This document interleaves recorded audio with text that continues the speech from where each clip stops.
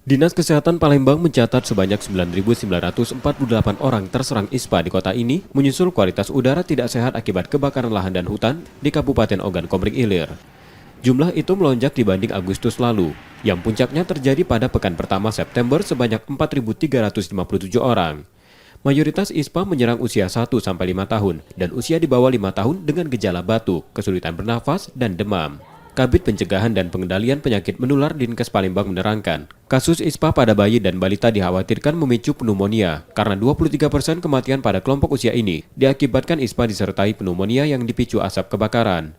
Dinkes Palembang saat ini tengah melakukan koordinasi bersama Pemkot dan Dinas Pendidikan untuk mengusulkan pengunduran jam sekolah karena asap pekat terjadi pada pagi hari, serta diimbau menggunakan masker. Sementara seluruh puskesmas dimaksimalkan dalam penanganan ISPA.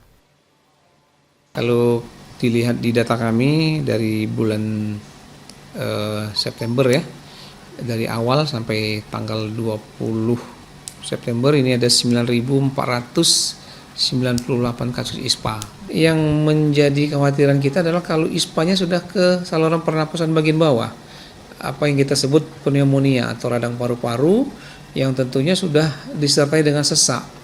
Nah, secara catatan yang ada, 23% kematian bayi itu adalah karena pneumonia.